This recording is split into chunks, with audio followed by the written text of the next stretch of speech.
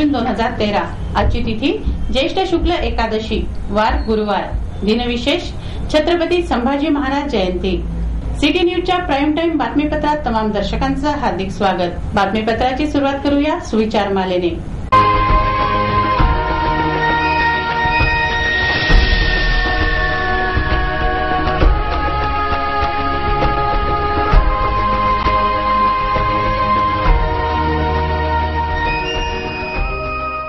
आता बघूया बातमीपत्रातील ठळक बातम्या।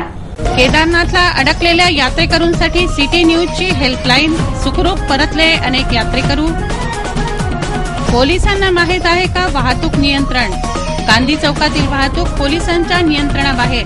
पाणठेल्यावर बसून बजावतात कर्तव्य। हॉकर्स झोनच्या मागणीसाठी उग्र आंदोलन। उपायुक्तांच्या कक्षासमोर केलं हॉकर्सनी शवासन। वाहने अडवली। स्थानिक संस्था कर विभागाला विशेषाधिकार। व्यापाऱ्यांच्या दस्तावेजांची पाहणी करणार। आणि फायबर स्वच्छतागृहापाठोपाठ हायड्रोलिक ऑटो घोटाळा उघड। लाखो रुपयांचा मनपाला चुना। नगरसेवकांचा आरोप। या होत्या आतापर्यंतच्या ठळक बातम्या। ठळक बातम्यांचे प्रायोजक होते इस दिन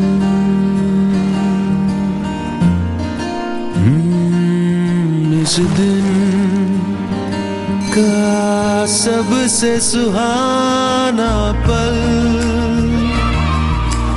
कौन सा है, क्या कहता है? आजा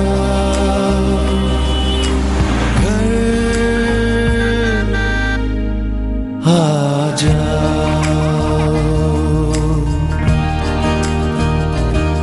इंडिया बुल्स होम लोन्स, घर आ जाओ।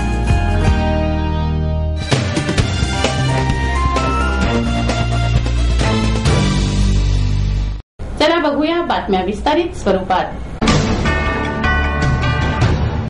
बातमीपत्रात टाकूया सामाजिक व राजकीय घडामोडींवर एक नजर। शेगाव नाका ते नवीन कॉटन मार्केट मार्गावर पोलीस कारवाई सुरू आहे। त्यामुळे हातगाडी चालकांवर उपासमारीची वेळ आली आहे। याबाबत मनपा उपायुक्त सिद्धभट्टी यांना निवेदन देण्यात आलं। येथे हॉकर्सनी उग्र आंदोलन केलं। आपल्या मागण्यांसाठी हॉकर्सनी महानगरपालिकेत उग्र आंदोलन केलं।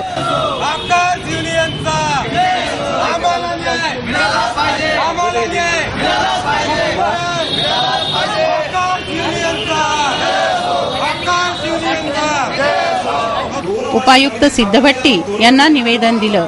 शिवाय येथे त्यांनी नारेबाजी केली। उपायुक्तांच्या कक्षासमोर हॉकर्स अक्षरशः झोपले। पालिकेसमोरच्या मार्गावरील गाड्या त्यांनी अडवल्या।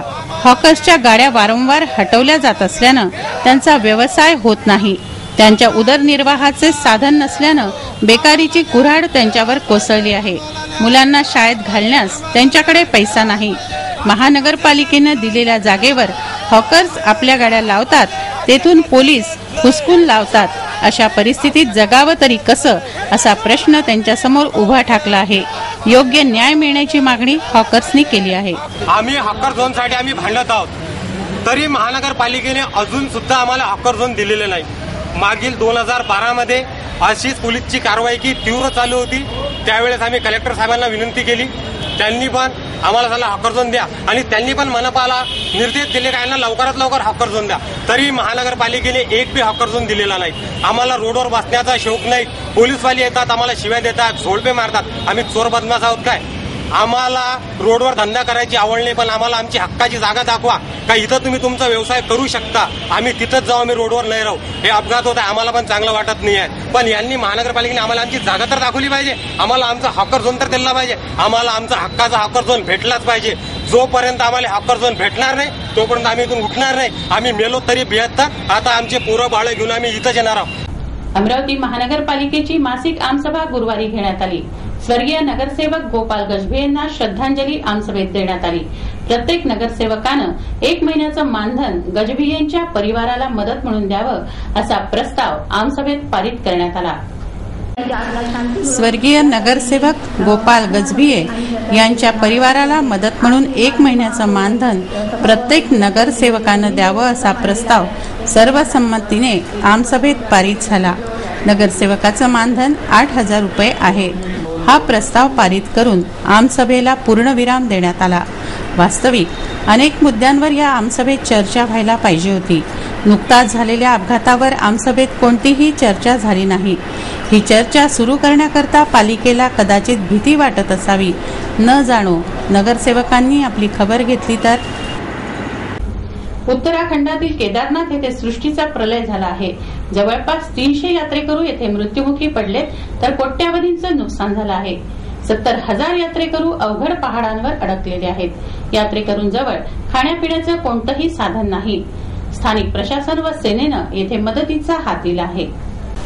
अमरावतीचा बेहेरे, टिपा व पावडे परिवार उत्तराखंडच्या यात्रेला गेले होते. ते तीर्थयात्रा पूर्ण करून 19 जूनला सुखरूप परतले आहेत.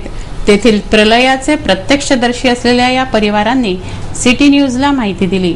अपने परिवार के साथ मम्मी पापा पत्नी 2 बच्चे के साथ में और हरिद्वार के लिए हम लोग पहले निकले थे.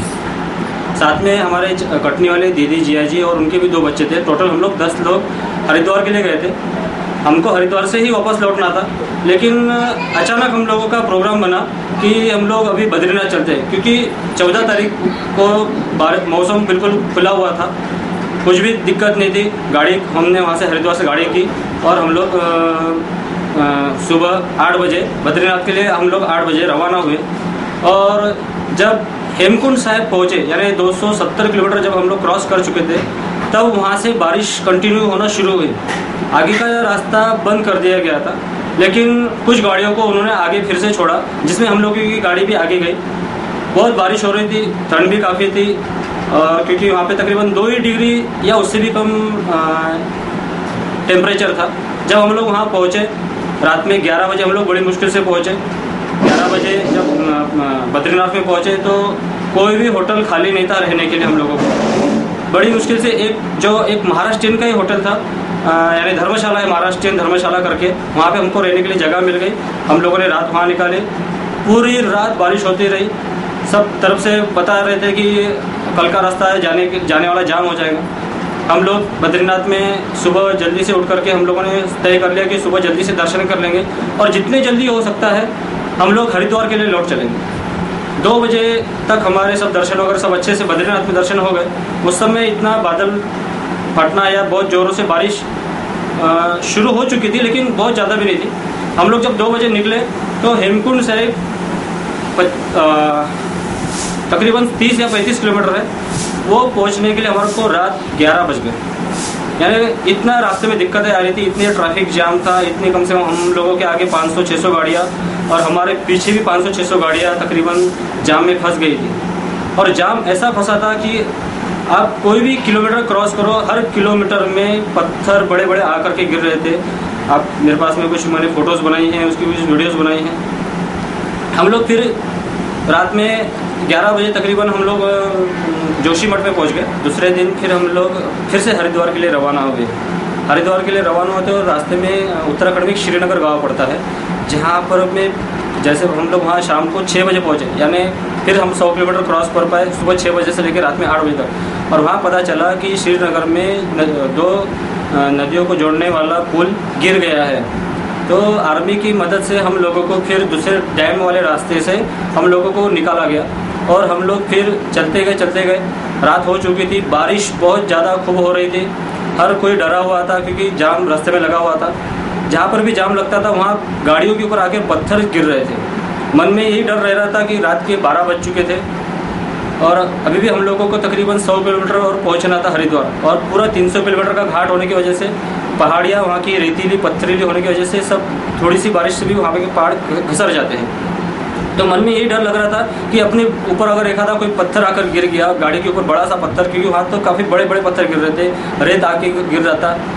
थोड़ा सा आगे जब हम लोग गए तो वहाँ से तो हम लोग निकले रात में 2 बजे. अब ड्राइवर का जो वहाँ का जो ड्राइवर था उसका ये कहना था कि आप अब यहाँ से जो 50 किलोमीटर जो बचा हुआ है हम लोग तकरीबन अब सुरक्षित पहुँच सकते हैं. उसने ये बोला और कम से कम 3-4 किलोमीटर गए नहीं तो हमारे तुरंत सामने आकर के एक बड़ा पेड़ गिर गया. वहाँ पे हम लोगों के आगे तकरीबन 7-8 गाड़ियाँ ही थी. और जब हम लोग वापस अब इतना बड़ा पेड़ तो रास्ते से हटा नहीं सकते, वहाँ पे सभी लोगों ने मिलकर के जो हेमकुंड साहिब से जो लौट रहे थे सरदार लोग, वो लोग और हम लोगों ने मिलकर के रात में 2 बजे इतना बड़ा पेड़ थोड़ा थोड़ा तोड़ करके रास्ता हम लोगों ने खुद वो क्लियर किया। क्योंकि कोई जेसीबी आएगा, सरकार का जब भी कोई भी कर्मचारी वहाँ पे आएगा तो तकरीबन 2 से 4 घंटे लग जाते हैं। और जहाँ पर हम लोग रुके थे वहाँ खड़े रहना मुश्किल था, क्योंकि वहाँ पर भी रात को काफ़ी पत्थर गिरे थे। क्योंकि तुरंत हमारे गाड़ी के सामने एक गाड़ी के ऊपर 2 गाड़ियों के ऊपर में आकर के पत्थर गिरे हुए हैं और उसमें लोग जख्मी हो गए। मन में भी हम लोगों को यही डर लग रहा था कि कुछ हमारे साथ ऐसा न हो जाए, क्योंकि मेन बोले तो 2 बच्चे हमारे साथ में कटने वाले, उनके 2 बच्चे, मम्मी पापा, इन लोगों की मुझे ज़्यादा चिंता थी। तो मन में तो रोना भी आ रहा था, लेकिन और हमको हिम्मत भी हारना नहीं था।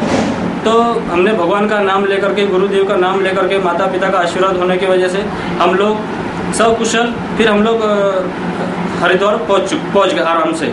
लेकिन हम लोग पहुँचे सुबह 5 बजे, जो कि 8 घंटे का बद्रीनाथ से हरिद्वार 8 घंटे का रास्ता है, तो हमारे को 36 घंटे लगे। और दूसरे दिन गंगा दशहरा भी था, लेकिन गंगा दशहरा में तो किसी को नहाने दिया नहीं, क्योंकि वो गंगा दशहरा में इतना बारिश बाढ़ से बह रहा था। तो हम लोगों ने फैसला किया कि हम लोग तुरंत फिर सुबह ट्रेन पकड़ी और तुरंत हम लोग फिर अमरावती आज सुखरूप पहुंच गए।